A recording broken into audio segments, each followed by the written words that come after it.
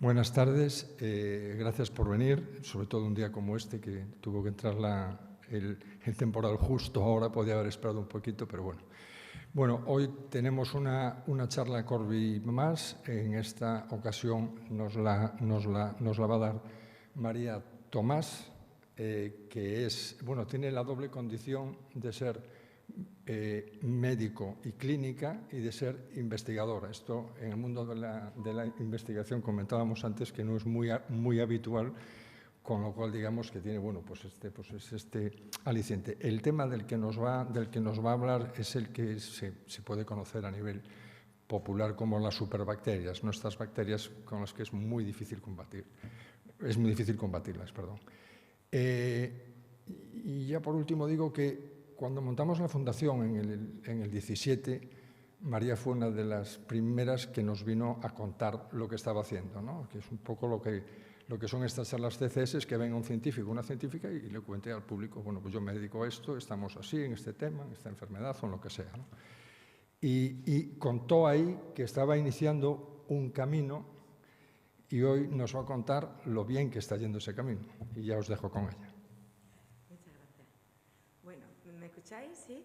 En primer lugar, agradecer a Julio Casal, fundador de la Fundación Corby, su invitación de nuevo a participar en estas charlas. Cierto es que dimos la primera hace unos años y el equipo de investigación lo estábamos iniciando y ahora somos muchas más personas, muchas más investigadoras e investigadores y os vamos a contar un poco cómo estamos desarrollando las diferentes líneas de investigación. Como ha comentado Julio, nuestra principal línea de investigación son las bacterias resistentes a los antibióticos. Ya sabéis que son múltiples las infecciones que son provocadas por bacterias resistentes a los antibióticos. Es un problema que ya no solo está localizado en los hospitales, sino que las infecciones de transmisión sexual, las neumonías, la tuberculosis, empieza a existir una expansión de bacterias resistentes a múltiples antibióticos. Y es lo que una de nuestras líneas de investigación es el diagnóstico de estas bacterias, diagnóstico rápido mediante la tecnología CRISPR-Cas, pero también desarrollamos nuevas líneas de tratamiento frente a estas bacterias resistentes. Comentaros que una de las principales líneas de investigación son la utilización de unos virus que se conocen como fagos, que antiguamente eran utilizados por Georgia y otros países, pero Occidente estaba un poco reacio a utilizar este tipo de terapia. Pero ahora, con la crisis antibiótica, se ha recuperado este tipo de virus que tienen capacidad de lisar las bacterias y que podrían suponer un gran avance en la lucha frente a este tipo de bacterias que son resistentes a múltiples antibióticos. Entonces, los científicos empiezan a analizar si estos virus podrían ser una nueva terapia avanzada. La definición de terapia avanzada son medicamentos muy innovadores que están basados en genes, en terapia de genes, terapia celular o tejidos, para tratar determinados tumores, por ejemplo. Ya sabéis todos que el CAR-T es una nueva terapia que se está utilizando, una inmunoterapia que se utiliza frente al cáncer, que está teniendo un gran éxito, es un tipo de terapia avanzada y es una medicina personalizada, muy adaptada a un tipo de tumor, a un tipo de paciente. Entonces, los científicos que trabajamos en la resistencia antibiótica nos preguntamos si la fagoterapia podría ser también una terapia avanzada. En el CAR-T hay redes de centros que pueden utilizar estas terapias frente al cáncer, por lo que nosotros nos planteamos si podemos hacer una red de terapias avanzadas utilizando estos virus frente a las bacterias resistentes a los antibióticos. Como ya sabéis, en la prensa, a nivel internacional, los bacteriófagos están de moda. Y hay una importante inversión económica público-privada a nivel nacional y a nivel europeo. Recientemente va a haber una convocatoria de 11 millones de euros para aplicar este tipo de terapia frente a las bacterias resistentes al antibiótico. Por lo tanto, Europa y Estados Unidos y Occidente quiere apostar por esta terapia. Y ahora en la charla os voy a contar por qué apuesta por esta terapia. En el mundo se están creando bancos de fagos naturales Los fagos, estos virus, se encuentran en todos los ambientes. De hecho, nuestro cuerpo humano está constituido también por bacterias y por fagos.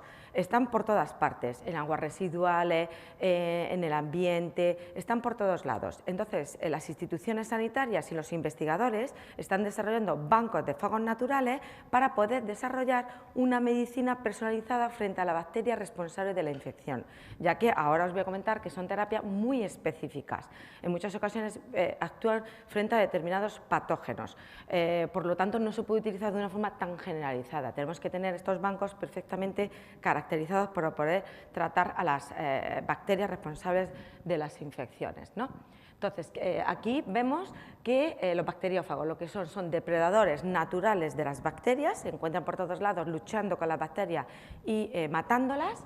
Fue descubierto por primera vez en 1915, al encontrar en cultivos bacterianos zonas claras, ya se preguntaban ¿qué está pasando? ¿Qué es lo que provoca la muerte bacteriana? Y en 1917 se empezaron a utilizar como el tratamiento de la disentería. De hecho, Gedel estaba tratando a niños que tenían disentería y le dijo al infectólogo responsable del departamento que tenía unos cultivos que eran capaces de matar a las bacterias, y el jefe de enfermedades infecciosas le dijo que no se lo creía, que podría ser hasta incluso tóxico, y él dijo, me bebo este cultivo y si mañana vengo empezamos a tratar a los niños con este tratamiento. Se lo bebió y al día siguiente volvió al servicio, no le había pasado nada y empezaron a tratar niños de disentería con este tratamiento. Pero ¿qué pasaba? Que en aquella época no existía la microscopía electrónica, no se sabía qué estaba provocando esta muerte bacteriana, ¿no? Entonces tuvo cierta fama a nivel europeo, pero enseguida llega la penicilina con Fleming y quedaron relegados totalmente los bacteriófagos y por eso fueron a Georgia y se hizo el mayor centro de utilización de fagos a nivel internacional. Tienen la mayor librería y de hecho mucha gente que no puede tratarse con antibióticos van a estos centros de tratamiento. Pero ahora, con la crisis antibiótica, nos quedamos sin antibióticos, volvemos a recuperar los fagos. Entonces, esta es la estructura típica de un fago. Tiene cabeza, tiene collar, tiene cola, una base y lo más importante, las fibers, que son las fibras que determinan la especificidad de estos virus, porque una de las principales características es que son muy específicos, incluso dentro de la propia especie bacteriana, la bacteria tiene que tener unos receptores para poder penetrar y lisar la bacteria, ¿no? Gracias a la microscopía electrónica, pues ahora vemos todas las características que tienen estos virus, toda la morfología y sabemos mucho más. Y la secuenciación masiva nos ha aportado todo el genoma, todas las proteínas que lo constituyen y tenemos mucha más información. Y por eso cada vez sabemos más y nos encontramos más seguros utilizando este tipo de virus, ¿no? Entonces, que sepáis que existe otro tipo de bacteriófagos que son los que en muchas ocasiones forman parte de nuestro cuerpo, que se encuentran en un estado lisogénico. En el interior de las bacterias se integran en nuestro genoma, pero este tipo de bacteriófagos no se pueden utilizar en terapia. Se tienen que utilizar virus que lleguen a la bacteria, la reconozcan y la maten. Se conocen como virus líticos. Eso es estrictamente necesario para ser utilizado en terapia, ya que si no podrían integrarse en las bacterias y provocar alteraciones en nuestro microbioma. Por tanto, nosotros siempre utilizaremos en las terapias virus que provocan la lisis bacteriana. Por eso, ¿por qué vamos a utilizar este tipo de virus? Por lo que hemos comentado, tienen que llegar a la bacteria, reconocer el receptor, introducirse y lisarla y matar a la bacteria. Es importante saber el espectro de acción del virus que vamos a utilizar, porque hay bacteriófagos frente a Staphylococcus aureus, frente a Pseudomonas, frente a Cinetobacter, es decir, hay fagos específicos según la bacteria. Por eso se hacen bancos de fagos líticos según la bacteria que queramos erradicar. Es muy importante a la hora de utilizarlo como terapia eliminar todo tipo de contaminantes, porque puede haber restos bacterianos y eso se utiliza una serie de procedimientos que más adelante os voy a comentar para evitar toxicidad. aunque es decir que este tipo de terapia, una de las principales ventajas que tiene es que no provoca toxicidad en comparación a otros tratamientos, incluso que los propios antibióticos, porque los antibióticos arrasan totalmente el microbioma, o antiinflamatorios, tratamientos que nos tomamos diariamente como si fuese muy poco tóxico, realmente sí que nos provocan alteraciones del microbioma. Pues una de las ventajas que tienen los fagos es que al ser tan específicos no provocan alteraciones del microbioma, sino que la principal desventaja que puede provocar es que no reconozca la bacteria responsable de la infección y no la elimine, no la erradique, y demos una falsa esperanza al paciente. Porque sí que es verdad que puede ser que la bacteria no erradique con el tratamiento, pero en principio no es una terapia con gran toxicidad, es una de sus ventajas. Luego podemos autodosificar, es cierto que la dosis es fácilmente manejable. Lo que hemos comentado, mínima alteración de la microbiota, no provoca expansión de resistencia antibiótica a los antibióticos porque tiene otros receptores, bueno, sí comparten receptores, pero no provoca expansión de las llamadas beta-lactamasas, que son las que provocan principalmente la hidrólisis de los antibióticos, es decir, lleva otros mecanismos de acción en la bacteria, ¿no? Un aislamiento rápido, permite una medicina personalizada y bajo coste. Esto, por una parte, las empresas hacen que no se interesen tanto, pero es cierto que están apareciendo cada vez más empresas para hacer todo el camino de la producción, desde que se desarrolla la terapia hasta que se administra al paciente. Empiezan a aparecer empresas que produzcan, que hagan calidad GMP, que es calidad de medicamentos de alta calidad, ¿no? O sea, es decir, en cada uno de los pasos empiezan a aparecer empresas para desarrollar estas terapias. Desventaja, lo que hemos comentado, son muy específicos, por lo tanto necesitan analizarse antes de administrar en el paciente en los laboratorios y luego administrarse al paciente, pero es como hacer un antibiograma, le llamamos fagograma, hacemos un fagograma en el laboratorio para saber si luego puede funcionar in vivo o en el paciente. Luego es verdad que Europa y España exige una calidad de medicamento porque lo consideran un medicamento, entonces tiene que cumplir una serie de requisitos mínimos porque la Agencia del Medicamento no nos deja utilizar este tipo de terapia si no cumplimos unos requisitos mínimos de antibiótico, de utilización de medicamento, y es lógico, ¿no? Porque si no se crearían muchísimos centros para administrar este tipo de terapia, porque como están por todas partes, fácil de obtener, fácil de desarrollar, tiene que haber una regulatoria para controlar la terapia. Y luego necesitamos más información de la farmacodinámica y farmacocinética, es decir, qué dosis tenemos que administrar, cada cuánto tenemos que administrar, qué antibióticos son los que producen una sinergia con los fagos, porque sabemos que hay antibióticos que tienen sinergia con los fagos, es decir, necesitamos más conocimiento en este aspecto. ¿Qué está ocurriendo? Que el mundo está trabajando con este tipo de terapia. De hecho, Estados Unidos fueron de los más pioneros. Hubo una investigadora del Centro Nacional de Estados Unidos de Enfermedades Infecciosas que hizo un viaje con su marido, esto es real, hizo un viaje con su marido a Egipto y se infectó por una Acinetobacter baumannii multiresistente.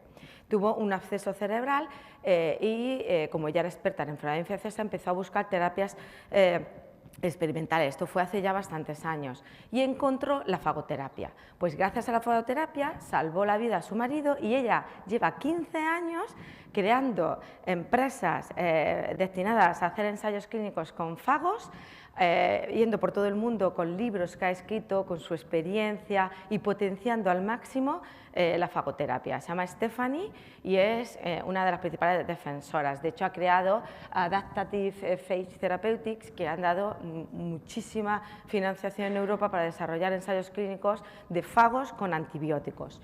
Y es la que ha conseguido que en Estados Unidos se acepte, por un lado, más de 600 ensayos clínicos con fagoterapia y que se acepte el uso compasivo, es decir, en aquellos pacientes que están infectados por bacterias resistentes a los antibióticos, a los que no hay otro tratamiento, se puede utilizar la fagoterapia haciendo pues una serie de documentación demostrando pues, que no hay otro tipo de tratamiento, se puede utilizar los fagos para tratar este tipo de infecciones, este tipo de pacientes.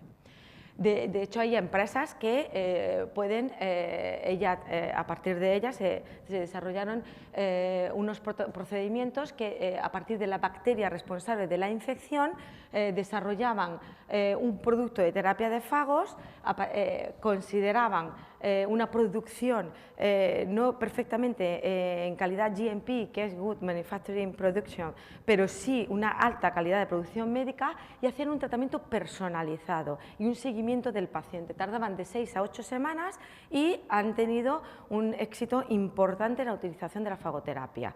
Por lo tanto, yo creo que Estados Unidos en esto es más abierto que Europa. Europa, la regulatoria es más complicada, pero ahora os comentaré, porque en Bélgica empiezan ya a utilizarla también siguiendo otra regulatoria.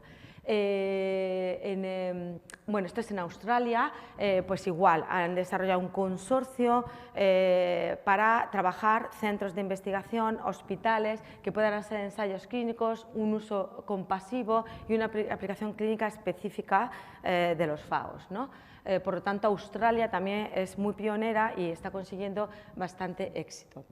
En Europa ya se ha desarrollado una farmacopea específica para fagoterapia, consideran que estos virus son un medicamento, hay que trabajar en ello, y por eso la convocatoria Horizonte 2030 ha establecido este tipo de convocatoria para desarrollar ensayos clínicos y dar importante financiación para que los investigadores junto con clínicos empiecen a desarrollar ya ensayos clínicos potenciándola, porque nos estamos quedando sin antibióticos y ellos consideran que los fagos pueden favorecer la reutilización de los antibióticos, y es lo que nosotros también nos guiamos, ¿no?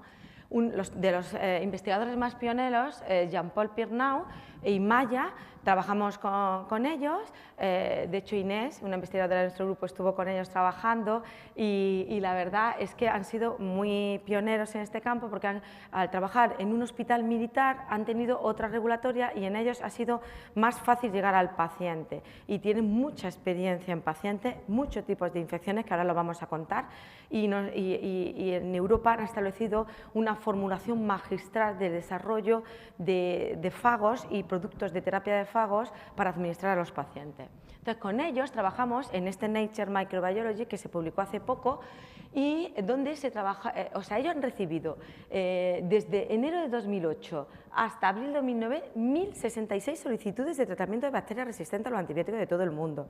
Yo creo que son de los mejores del mundo. Y trataron a 100 pacientes con 114 infecciones.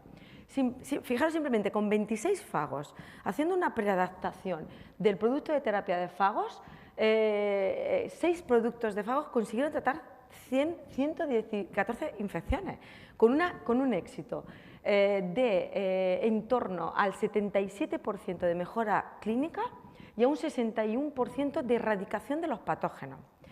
Muy importante, sinergia con los antibióticos.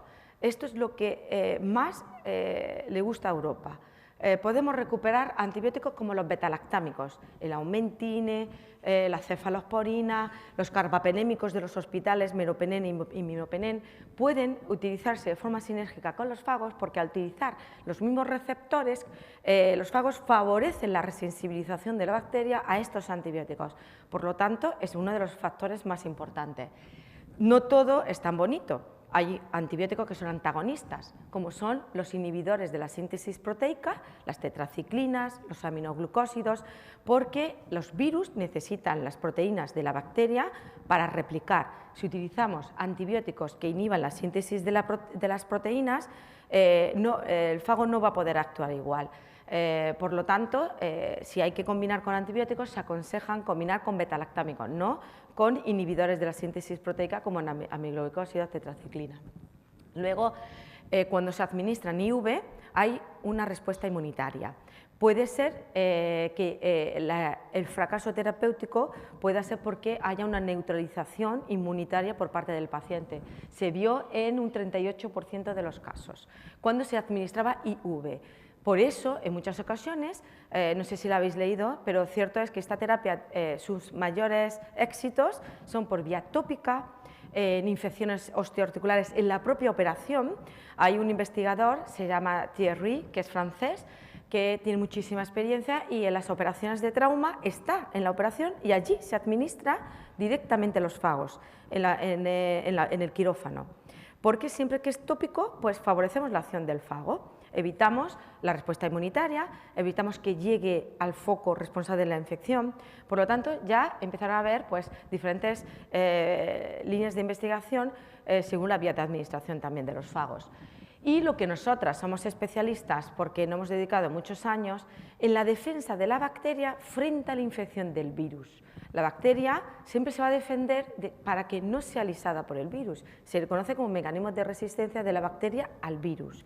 Y es una serie de mecanismos moleculares que, si los conocemos, pues seleccionaremos fagos que puedan evitar esos mecanismos de resistencia, que es lo que nosotras hemos trabajado durante muchos años y son los proyectos que nos estamos dedicando a desarrollar como superfagos, ¿no? Se puede decir, con proteínas que tengan más capacidad para alisar las bacterias, ¿vale? Y en cuanto a los efectos adversos, el principal efecto adverso fue la sepsis, que quiere decir que no hizo nada la terapia. Si tú administras a un paciente que está muy malito, que está en UCI, está en REA, los fagos, si está muy malito y los fagos no reconocen la bacteria, es muy probable que termine muriendo por la propia infección. No dio tiempo al fago actual, pero no por reacción anafiláctica. Solo hubo 2 reacciones anafilácticas que enseguida se recuperaron. No hubo ningún tipo de fallecimiento asociado a este tipo de reacción adversa. Por lo tanto, la principal reacción adversa es la falsa, o sea, que no actúe el fago, ¿no? Y que muera por su propia sepsis o por su propia patología, por un shock multiorgánico. En España, pues nos estamos poniendo las pilas en este aspecto. Reconozco que no tenemos tanta experiencia como puede tener Jean-Paul, pero estamos yendo a utilizar fagos más preparados, más seguros, para evitar precisamente la resistencia por parte de la bacteria. Colaboramos en un estudio multicéntrico con una importante financiación, donde participan 29 grupos de investigación, 76 investigadores, y nuestro trabajo es desarrollar bancos de fagos naturales, caracterizarlos perfectamente, molecularmente, fenotípicamente, y desarrollar procedimientos para que la agencia del medicamento termine aceptando esta terapia y se desarrollen ensayos clínicos. Y es lo que estamos desarrollando. Hemos desarrollado un procedimiento que se ha publicado en la SEINC. Soy portavoz de la SEINC, que es la Sociedad Española de Enfermedades Infecciosas y Microbiología Clínica, y los clínicos quieren utilizar este tipo de terapia.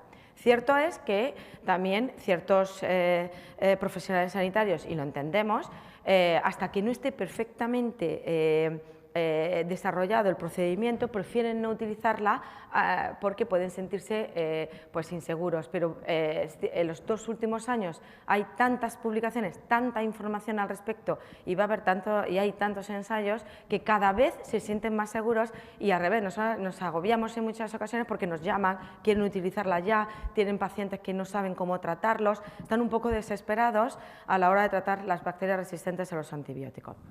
Por lo tanto, es lo que estamos trabajando. Y estos procedimientos pues, constan de una serie de fases, que no quiero tampoco explicaros, pero necesitamos conocer perfectamente los fagos que se administran molecularmente, que quiere decir todas las proteínas que portan ese fago, fenotípicamente, es decir, la capacidad infectiva que tienen, pues para obtener la máxima eficacia, y una producción para eliminar todos los posibles tóxicos que puedan surgir de la producción, que es lo que se conoce como calidad GMP, o por lo menos alta calidad de producción del medicamento. Y luego estudiar la estabilidad, porque, como ya sabéis, si lo utilizamos, por ejemplo, vía oral, pasaría a nivel gastrointestinal y el ácido de nuestro estómago podría destruirlo. Por eso se hace estudios de estabilidad del pH, pH ácido, pH básico, las temperaturas, ver si en congelador cuánto tiempo puede estar, si pueden ser mejor liofilizados, si a temperatura ambiente son bastante estables, es decir, todas estas características son las que la Agencia del Medicamento hace que se permita la utilización de este tipo de terapia en humanos. Entonces, ya hemos desarrollado unas colecciones que le llamamos colección EMEPRAM, porque surgieron del proyecto EMEPRAM, Y las tenemos caracterizadas en el INIVIC. Tenemos colecciones perfectamente caracterizadas en medios sólidos con unas tecnologías que es para ver el fagograma, estos halos de Lisi que se producen en las placas de agar sólido, pero hacemos también curvas de crecimiento en métodos automatizados. Por eso creemos que en un futuro cada vez va a ser más sencillo, porque cada vez hay más métodos automatizados, ya no todo es a mano, sino que las propias máquinas nos dicen si la bacteria muere o no, a través de una curva de crecimiento bacteriano, y sobre qué bacterias actúan, ¿no? Entonces nosotros ya tenemos pues, colecciones frente a Escherichia coli, Acinetobacter baumannii, Pseudomonas aeruginosa, Staphylococcus epidermidis, Enterococcus faecalis y sus capacidades infectivas. Entonces, a partir de sus capacidades infectivas, decimos, lo enfrentamos a una colección de bacterias, las más resistentes que hay en España, concretamente 47 cepas, las más resistentes del patógeno que queremos, y decimos, bueno, por el porcentaje de infección es del 5, del 10%, este fago llega a infectar el 60%, este es muy bueno, porque si infecta el 60%, quiere decir que si lo juntamos con otro va a incrementar su capacidad infectiva, es decir, nos hacemos una visión de la capacidad de infección que tiene ese fago, de entrar a la bacteria y lisarla. Y elegimos los 3 mejores, ¿no? Los 3 mejores del patógeno que queremos actuar. Porque antiguamente Georgia decía, no, coge 12 fagos y júntalos. Y así tratas. No. Occidente ha dicho, no hace falta 12 fagos. Si conoces perfectamente los fagos que estás utilizando, con 3 es suficiente porque incluso pueden interaccionar entre ellos y evitar la acción. Y nosotros lo que hacemos son productos de terapia de fagos con 3 semillas de fago, 3 fagos, para potenciar al máximo la acción. Y hacemos curvas de crecimiento. Y de esta forma estamos llegando a obtener 100% de erradicación in vitro en el laboratorio. Es muy importante que eso lo sepáis, todo esto es en el laboratorio, es lo que se conoce como estudios preclínicos. Luego llegamos y hacemos procedimientos para eliminar lo que hemos dicho, toda la toxicidad que pueda tener. Y empezamos a hacer experimentos in vivo. Primero utilizamos unos insectos para no matar ratones, ¿no? En principio, si se puede evitar la muerte de los ratones, intentamos utilizar insectos, otro tipo de infecciones in vivo. Y hemos puesto a punto, Lucía Blasco, investigadora postdoctoral de nuestro grupo, pues hemos puesto a punto este procedimiento para trabajar en Galeria melonella, de tal forma que si tenemos un producto de terapia de fagos, lo analizamos en nuestros insectos, vemos que no son tóxicos, que esa dosis es bastante eficaz y podemos establecer la dosis y establecer las medidas farmacocinéticas antes de llegar al paciente. Y es lo que ahora mismo estamos analizando. Inés, que es también investigadora postdoctoral de nuestro grupo, pues ha puesto a punto todo el procedimiento, teniendo la base de Jean-Paul Pernau también, pues todo el procedimiento, para llegar y tener ya un tubo que se administra al paciente. Y es lo que hemos puesto a punto y vamos a publicar, esperemos que pronto, y ha sido la parte de la tesis de Inés, para que ya directamente podamos ya administrar al paciente. Y es lo que estamos trabajando con la Agencia de Medicamentos para que nos lo acepte. Tenemos que hacer ahora estudios de estabilidad con pH y a diferentes temperaturas. Y nada, comentaros pues las curvas de muerte, bueno, esto es muy microbiológico. Esto parece ciencia ficción, pero es tal cual os estoy contando cómo tratan a los pacientes en Bélgica. Esto que os acabo de contar, directamente le dan el tubo al infectólogo y se administra tópicamente o intravenoso, 2 mililitros, así es como se trata a los pacientes. España es un poco más restrictiva y nos exige más todavía, pero lo vamos a conseguir, estamos en ello, así que en breve podremos cada vez administrar a más pacientes. La inteligencia artificial también nos va a ayudar muchísimo, porque como conocemos los genomas de los virus, de estos fagos, los genomas de las bacterias, pues por ejemplo recientemente, que lo saben todas las componentes del grupo, hemos encontrado una herramienta bioinformática que nos puede indicar cuál es el mejor fago para aplicar a una bacteria en función de los mecanismos de resistencia que puede tener esa bacteria y así evitar que la bacteria no se defienda. Es decir, la inteligencia artificial cada vez va a hacer algoritmos conociendo los genomas y nos va a decir qué fagos tenemos que utilizar para hacer el producto de terapia de fagos. Y es lo que estamos trabajando también, en qué proteínas tenemos que basarnos para desarrollar algoritmos de inteligencia artificial. Y ahora estamos trabajando con los farmacéuticos del Hospital A Coruña para que conozcan esta terapia. Están emocionados, están súper interesados, porque ellos serían también muy importantes en el desarrollo de la formulación magistral. Ellos en muchas ocasiones la nutrición parenteral lo desarrollan los farmacéuticos. El PKPD os suena, todos los parámetros farmacocinéticos, farmacodinámicos. ¿Cuántas dosis tienes que administrar al día? 3 veces al día, 2 veces al día. Si tiene un fallo renal, ¿cómo administras? Todo eso nos tiene que ayudar. Tenemos que ser equipos multidisciplinares. Nosotros somos microbiólogos. Nosotros podemos hacer el producto. El infectólogo lo inyecta, pero el farmacéutico lo tiene que producir. Y probablemente los centros de terapia avanzada producir esa calidad GMP, máxima calidad, pero los farmacéuticos tienen que conocerlo y hemos hecho una review para que conozcan. Ay, no se ve muy bien, pero bueno, que sepáis que de las infecciones más importantes son la vía intravenosa, se utiliza la administración intravenosa, las infecciones osteoarticulares, porque cuántas prótesis hay que se infectan por infecciones crónicas que no se erradican y se utilizan geles de prótesis para evitar la formación de biofilm, pues ya se están utilizando fagos impregnados en estos geles para evitar precisamente la formación del biofilm. Y de hecho llevo ya 2 años yendo a congresos de traumatólogos que lo ven esto como ciencia ficción. Y dicen, ay Dios, lo utilizamos, ¿cuándo? Mándanoslo. Están todo el rato que están deseando empezar a utilizarlo porque para ellos sería genial. Evitarían muchísimas complicaciones de las prótesis y cierto es que no sé si la industria de las prótesis les gustará mucho, pero está claro que es un campo que cada vez va a tener más potencial. Y la fibrosis quística. Ya sabéis que los pacientes con fibrosis quística son aquellos pacientes que el pulmón se vuelve rígido y se sobreinfectan.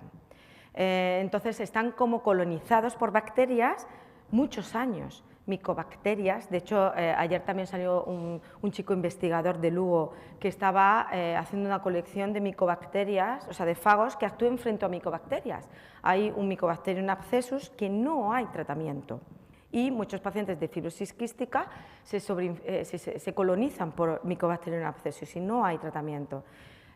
Una terapia que podría utilizarse la terapia de fagos, y en Estados Unidos hay un investigador que se llama Handful, que es el mejor en el mundo en la utilización de fagos frente a micobacterias, que tiene una colección muy importante para tratar este tipo de bacterias. Por lo tanto, los pacientes con fibrosis quística están deseando que llegue esta terapia porque la ven natural, la ven que pueden verse beneficiados y sí que es cierto que frente a micobacterias tendrían un importante potencial. Y en cuanto a las vías a los antibióticos en sinergia, pues sobre todo se utilizan con los beta-lactámicos, pero bueno, eso lo voy a comentar ahora más adelante, aquí.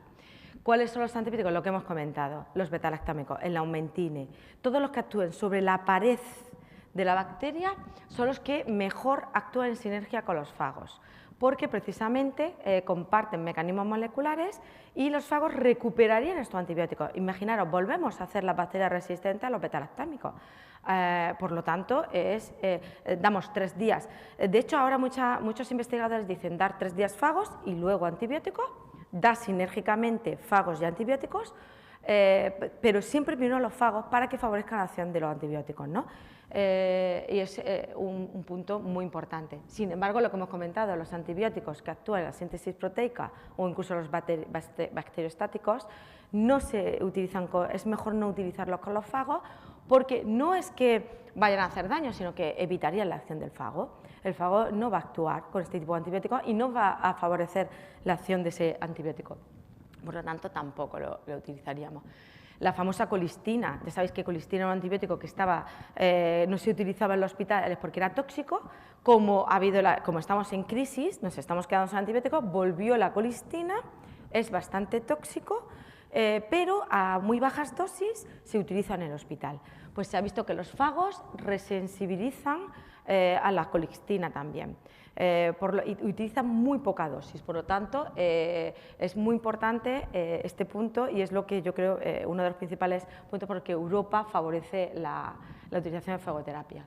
Y luego, bueno, pues comentaros que la bacteria no se va a quedar parada porque va a luchar contra la infección del virus y utiliza una serie de mecanismos moleculares que pueden ser de una única bacteria o de todas las bacterias que trabajen en común, que es lo que se conoce como comunicación bacteriana, el quorum sensing, ¿no? Y una serie de mecanismos, pues mirar los aminoglucósidos, la bacteria de forma natural los produce para evitar la infección del virus. La formación de biofilm, si todas las bacterias se unen y forman una capa, el fago no puede penetrar, entonces tampoco podría actuar bien. También el biofilm evitaría la acción. Y luego unos mecanismos más concretos que tampoco queremos, pues son muy específicos de microbiología, pues son el famoso CRISPR-Cas, que es un sistema inmunitario de la bacteria frente a la acción del virus, el CBAS, los sistemas toxina-antitoxina, pero en general muchos de estos mecanismos hemos visto que lo que hacen es que la bacteria entre, tiene un mecanismo, un nexo en común, hacen que la bacteria entre en un estado de latencia, le dicen, venga, vamos a dormirnos para que no actúe el fago, porque el fago actúa sobre bacterias que estén vivas, replicando. Entonces, muchos de estos mecanismos moleculares hacen que la bacteria entre en un estado de latencia y quede dormida. No puede actuar el antibiótico, no puede actuar el virus y cuando se van, vuelve a replicar y a crecer. Por eso se conoce como persister cell o bacterias persistentes, que son las principales responsables de las infecciones crónicas. Esto es un mecanismo molecular microbiológico muy complejo, pero a grandes rasgos es lo que hace. La bacteria se va a dormir, es como si no la detectase nadie. Entonces, de esta forma evita que la maten. Y esto es lo que hacen frente a los virus, a los antibióticos, a muchas condiciones de estrés, ¿no? Y es lo que nosotros estudiamos en muchas ocasiones. Todos estos mecanismos los estudiamos con sus proteínas, porque si los conocemos, hacemos fagos que luchen contra esos mecanismos. Y es lo que en muchas ocasiones hacemos, ¿no? Buscamos fagos que tengan anti-CRISPR, fagos que tengan antisistemas toxina-antitoxina, fagos que inhiban los profagos, o sea, virus que pueden tener la propia bacteria, es decir, inhibimos estos mecanismos con nuestros fagos. Y no voy a entrar porque si no es mucho específico, pero bueno, desde el 2018 al 2023, las tesis de nuestro grupo, de todas las investigadoras e investigadores de nuestro grupo, nos hemos dedicado pues, a analizar todos estos mecanismos.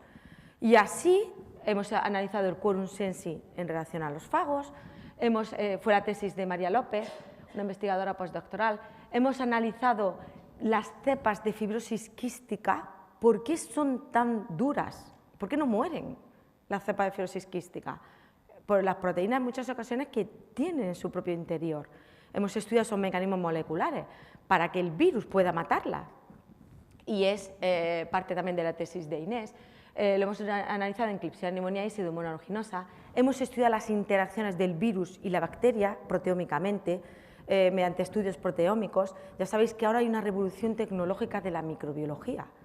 Todo se secuencia y se estudia los genes, las proteínas, las interacciones, pero es divertidísimo, porque así es como se desarrollan los nuevos tratamientos, las vacunas. Siempre hay que saber qué dianas moleculares utiliza la bacteria o el virus para actuar, para desarrollar nuevos tratamientos, nuevas vacunas, nuevos test diagnósticos. Casi siempre se va por ese camino, ¿no? Y es lo que fue tesis de Inés, aquí las publicaciones, y Antón lo estudió en fibrosis quística. Y mirad qué curioso, hasta ahora hemos estudiado fagos líticos que matan la bacteria, porque son los que utilizan el tratamiento. Pues, ¿os acordáis que en el inicio de la charla hemos dicho que hay virus que se encuentran en el interior de las bacterias, que son los profagos, ¿no? Están temperados, están ahí escondidos, dentro de la bacteria. Pues vimos que en cepas de fibrosis quística de Pseudomonas aeruginosa existían esos faguitos filamentosos que eran como hilitos, totalmente diferentes a los que se utilizan en terapia, Pues esos que son hilitos le dan mucho poder a la bacteria para defenderse de los líticos de los tratamientos. Entonces nosotros lo que actuamos, lo que analizamos son todas las proteínas que forman parte de esos faguitos hilos para matar a la bacteria. Nuestra función es matar a la bacteria. Entonces analizamos todo lo que tenga al interior la bacteria. Y Lucía ha estudiado todas las proteínas que portan esos fagos filamentosos y todos los posibles mecanismos de resistencia frente a los fagos líticos. Y es un paper que no se acaban de aceptar. También hemos visto otros mecanismos como las toxinas y antitoxinas, que son dos proteínas que hacen que la bacteria se vaya a dormir para que el virus no la mate. Es decir, son una serie de mecanismos moleculares que nos permiten desarrollar megafagos y así ser potentes frente a las bacterias, ¿no? Y un caso clínico que llevamos a cabo, nos llamaron de Sevilla. Doctor Jesús Rodríguez Baño, que es un investigador muy prestigioso a nivel nacional, que ha desarrollado muchos ensayos clínicos, y nos dijo que tenía un paciente que llevaba 2 años en casa, que no podía salir de la casa porque tenía una vida muy limitada, y entonces que tenía bacteriemias persistentes por Pseudomonas aeruginosa. Es decir, el paciente tenía un foco cardíaco, probablemente una endocarditis, un biofil en la válvula cardíaca, y cada mes y pico soltaba Pseudomonas aeruginosa y tenía bacteriemias recurrentes. Al principio, esta Pseudomonas aeruginosa, al principio de los 2 años, era susceptible a los antibióticos. Como le han dado tanto antibiótico, se volvió pan-resistente, era resistente a todo, a todo.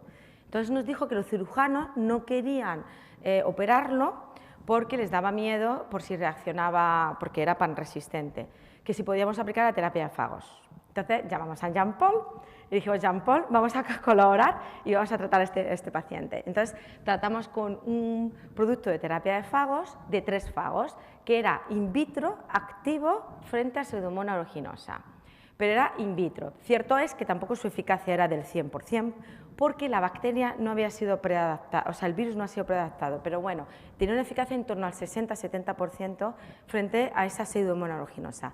Y se le trató al paciente durante 7 días de forma intravenosa, cada día le inyectaban fagos todos los días. Y cierto es que estuvo 2 semanas, 3 semanas muy bien. ¿Qué ocurrió? Que a las 3 semanas recreció una bacteriemia y todo, pero no pasa nada, porque era sensible a los antibióticos. Se volvió de resistente a todo, se volvió susceptible a todo. Entonces, los cirujanos quisieron operarle, le dieron antibiótico 1 semana más y hicieron un recambio valvular. Por lo tanto, yo considero que fue un caso que evolucionó bien por la combinación. No solo fueron los fagos, cierto es, sino que hubo cirugía, pero la bacteria que creció era susceptible a todos los antibióticos, resensibilizó. Pero tenemos una teoría. Lo que ocurrió es que probablemente, como le dimos, como el fago no tiene una eficacia del 100%, al darle no la dosis suficiente, consiguió erradicar parte de la bacteria que estaba en la capa de la válvula cardíaca, pero no erradicó todas las bacterias que estaban en la capa de la válvula cardíaca. Mató parte, la que estaba replicando, pero no la que estaba silente. Probablemente esa que era susceptible era una bacteria que estaba durmiendo, parte de la bacteria durmiendo, que cuando dejó la terapia de fagos de administrarse, recreció, pero era susceptible a los antibióticos y gracias a la cirugía evolucionó bien. Por lo tanto, lo que yo quiero decir, analizamos esta bacteria susceptible y sí que tenía una serie de mecanismos que nos hemos analizado en muchas ocasiones y que sabemos que sí que puede ser una persister cell. Es una bacteria que el virus no consiguió erradicarla, no consiguió matarla, pero sí mató a la pan resistente. Por lo tanto, hizo parte de la eficacia, se puede decir. Pero gracias a eso, los cirujanos sí que operaron al paciente y volvió a recuperar su vida normal. En definitiva, estas terapias tampoco son milagrosas, ¿eh? No es, hay que combinar con antibióticos, hay que combinar con cirugía, es una ayuda. Más bien yo lo considero un adyuvante a los antibióticos y a la cirugía y a la situación en la que nos encontramos. para mejorar la situación en la que nos encontramos, que yo creo que lo que va a tener más futuro son adyuvantes de los antibióticos. Los antibióticos nunca van a desaparecer, porque es el mejor invento que podemos tener, pero no podemos quedarnos sin ellos, porque si nos quedamos sin los antibióticos, es que no lo quiero ni pensar, mejor no pensarlo. Por lo tanto, yo creo que todas las investigaciones que van a tener mayor potencial en un futuro van a ser aquellas que vuelvan a recuperar los antibióticos, y por eso los fagos tienen potencial. Laura, postdoctoral también, estuvo 2 años en Estados Unidos haciendo su postdoc y pues analizó la relación de estas células persistentes que no mueren con los fagos, y vimos que sí, que están relacionadas, que probablemente el fago, uno de los principales mecanismos por los que se defienda, es en este estado de latencia que el virus no lo reconoce. Y por eso nosotras lo que vamos a hacer es hacer megafagos. Vamos a intentar desarrollar fagos que puedan actuar frente a este tipo de bacterias. Hicimos esta revisión, que he de decir que ha sido de las 5 más citadas en esta revista en el último año, sobre cuáles son los mecanismos moleculares sobre los que tenemos que trabajar, ¿no? Y vemos que en general todos tienen una característica en común. La mayoría desarrollan persister cells. La mayoría le dicen a una subpoblación bacteriana: vete a dormir, que vamos a morir. Tú sálvate, y luego, cuando no haya los fagos, renaces. Entonces, si nosotras evitamos eso, si erradicamos todo tipo de poblaciones que pueda haber en el biofilm, evitaríamos esas infecciones crónicas que nos están volviendo locos, esos recrecimientos que tenemos tras los tratamientos. Y es lo que estamos trabajando en diferentes líneas. Pues, por ejemplo, Olga, que ahora mismo está en Canadá. Olga está en una empresa de desarrollo de vacunas en Canadá, en Vancouver, y vimos que, por ejemplo, un tratamiento que es anticancerígeno, como es la mitomicina, utilizada a muy bajas dosis, es un antipersister, mata las persister cells.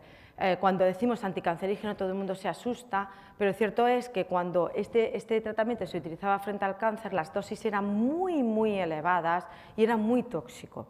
Pero frente a la bacteria resistente a los antibióticos se da dosis muy bajas, hemos visto que no es tóxico y podría tener una acción sinérgica también, no solo con los antibióticos, sino con los fagos también, porque evita el desarrollo de persister.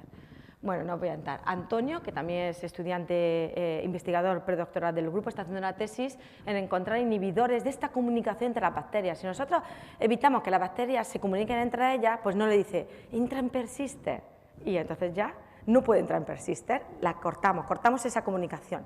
Si evitamos que se comuniquen entre las bacterias, mejor, para todo tipo de tratamientos y para los fagos también.